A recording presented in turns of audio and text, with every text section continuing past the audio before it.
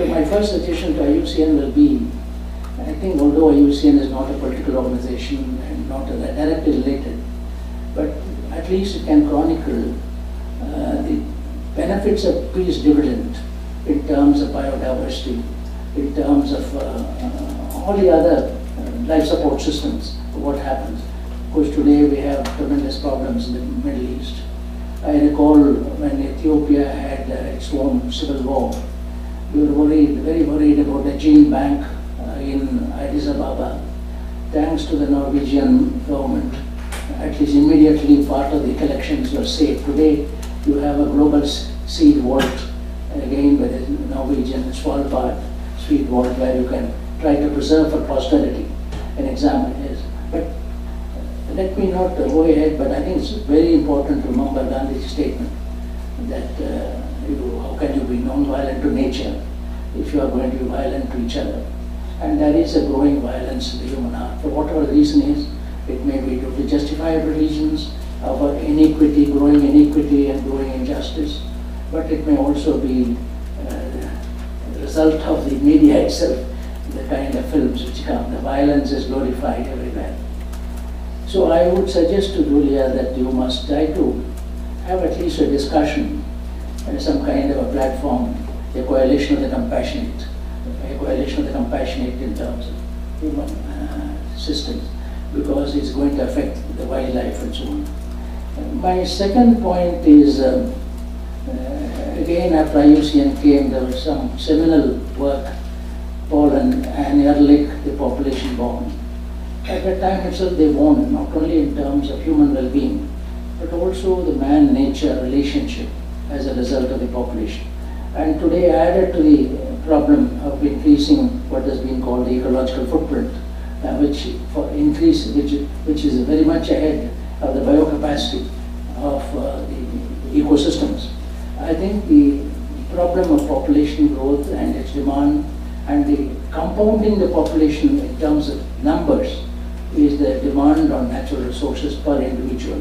Those who are well-to-do, whatever you call developed countries, or the rich in every country, not only developed, every nation. This is going to be an important problem, and we can't ignore the fact that I think tomorrow and so on people are going to discuss, can technology continue to feed indefinite number of people? Maybe feeding is maybe possible, but what are its consequences in terms of that comes to me for the third important issue. The second issue, again and again, it's a bit more cliche. Our President Ashok Khosla has always his model of sustainable lifestyle. He himself, he has been emphasizing that unless you have a sustainable lifestyle, this planet cannot support 9 billion or 10 billion by 2050. In my own country, when we became independent in 1947, we had 300 million people. Now it is 1.2 billion. We are probably by 2030 will be 1.5 billion people. They all have, they're young, most of the population is young. Demographically, they're all youthful population. In India, more than 50% of the population is below the age of 35.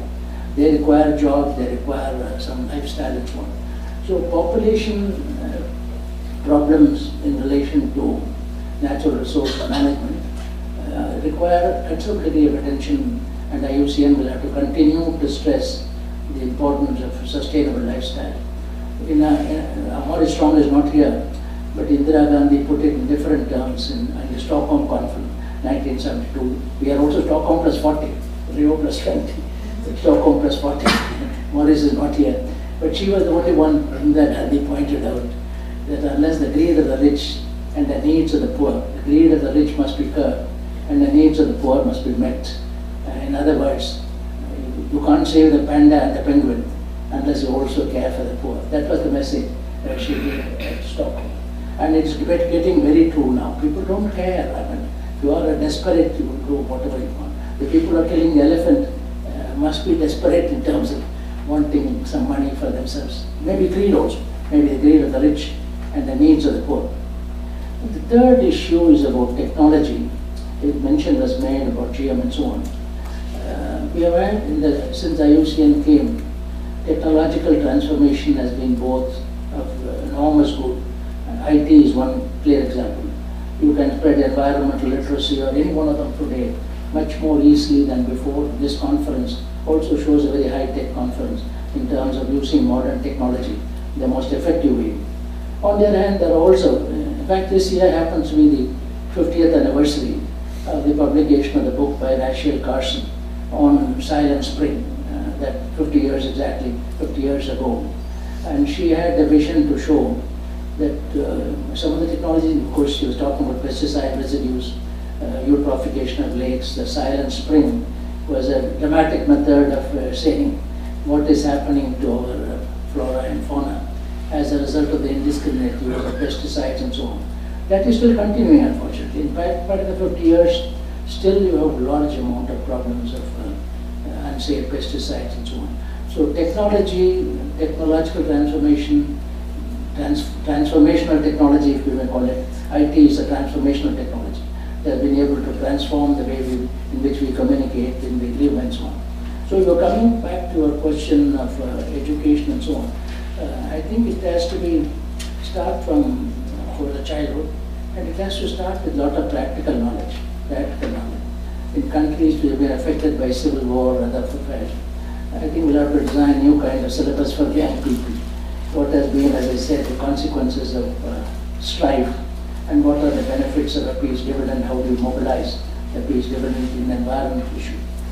I will stop here, I will continue, but let me say not only IUCN, but all organizations which have had a glorious past, they have to continuously think of how do you maintain sustained dynamism, sustained vision. And that's where I think the real problems of the world will have to be confronted with. Thank you so much.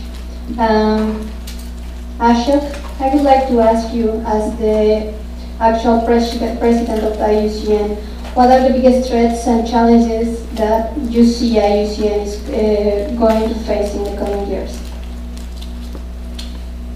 Well, it's hard to follow four speakers who have really given so much thought to this, but IUCN is a product of evolution.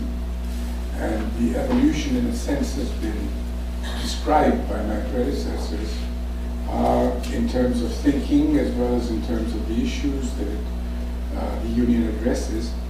And I would say that learning from the past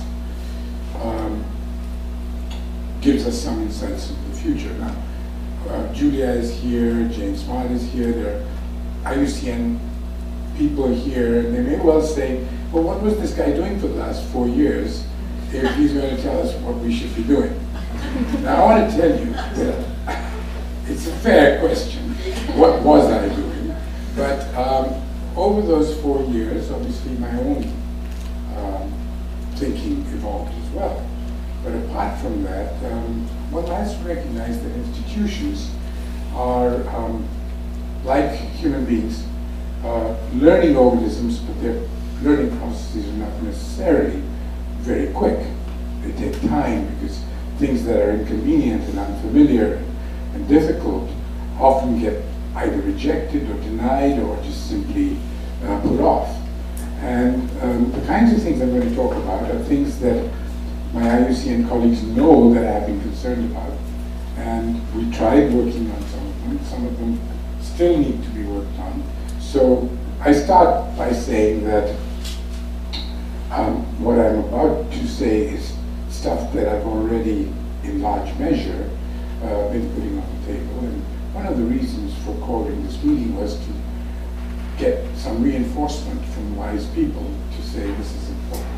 And it's not just me alone that feels strongly about these things. The achievements of IUCN are considerable. A red list, the amount of achievement in the area of protected areas is enormous.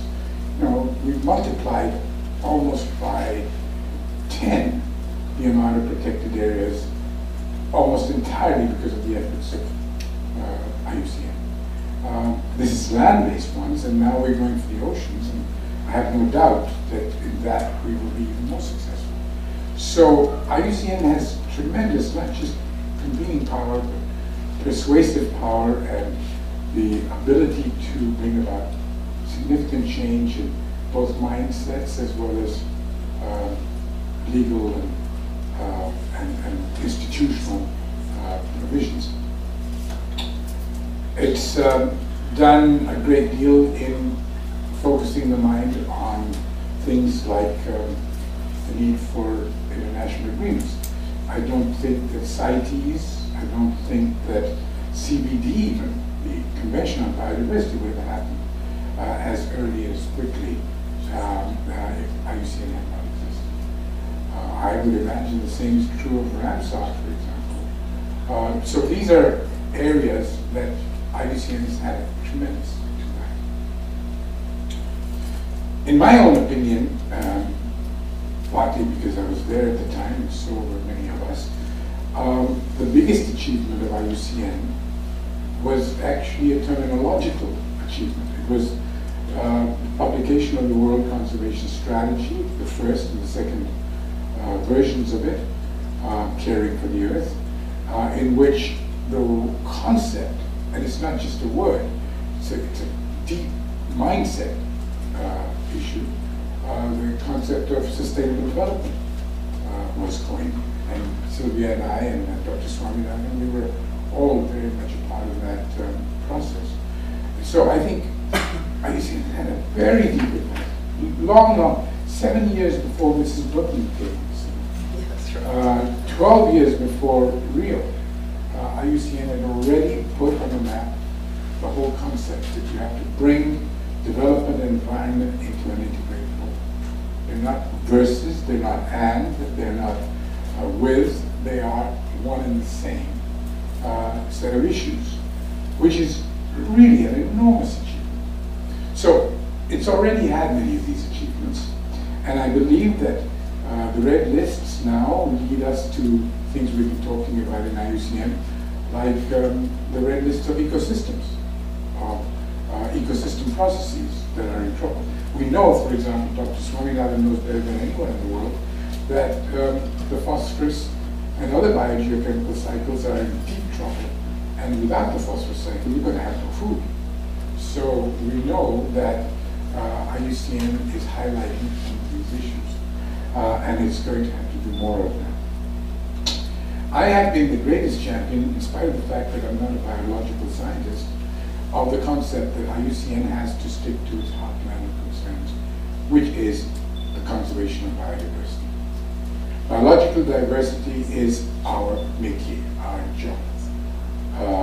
Climate change is important, energy issues are important, water scarcity is important. There are hundreds of things that are important, but there are plenty of people working on those. We are the organization, institutional framework that has to focus on biodiversity. Not to the exclusion of other things, in the context of other things. Biodiversity is what we work on, remembering that the goal is sustainable development. Our work has to be enriched by all the contextual factors, but we have to remember that we are not an energy industry. We're not a climate change industry. And there is a lot of pressure on us to do that, in part because all the money is gone to those subjects. So if you want to survive as an organization, you tend to say, well, I've got to pay the salaries next month. We better do a couple of projects on climate change. Well, it's a temptation we have to resist. Insofar as climate change impacts biodiversity or vice versa, we have to do that. When the butterflies can't meet the flowers because of climate change changing the days when they are around, that is something that IUCN is doing. But climate change just per se, or working on renewable energies or whatever, is not IUCN. Even though my day job, where I really work, where I get paid, that's my primary task, is renewable energy and development and everything else. But I don't see why everybody ought to be doing everything. And it's not the way to solve the world's problems. But the bigger vision within which we do our work has to be there in every organization. So I would say that, Solange, the next few years, and nobody's going to accuse me of not raising this earlier, we will have to see much more emphasis on technologies that Dr. Swaminathan was talking about, but particularly technologies that learn and are inspired by nature, what we might call biomimicry, where we learn how nature, how is it that nature has no wastes? How is it that nature is capable of producing so much out of so little, out of nothing?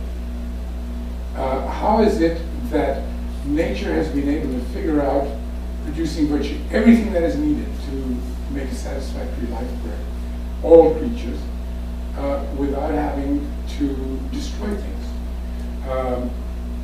In fact, nature is inherently negotropic. It actually seems to bring order out of total chaos. We have to learn how to do that. I think IUCN's work is not only a matter of conserving resources, but enriching them and making them more available for enriching the lives of people. As I said in my introduction, I believe that IUCN will have to make new kinds of partnerships, new kinds of involvements, and particularly with the younger generations, because their world, and until they get a sense of ownership, until they take responsibility, I'm afraid their lives are going to be poorer than ours. Basically, one thing that is clear is that many of the actions required are of an indirect nature. They're not directly protecting an animal. You can't put a fence around a population of animals and say we protect them. You have to figure out ways in which humanity finds it not only plausible, but in its self-interest to make sure that those animals or plants survive and grow. So we now have to realize that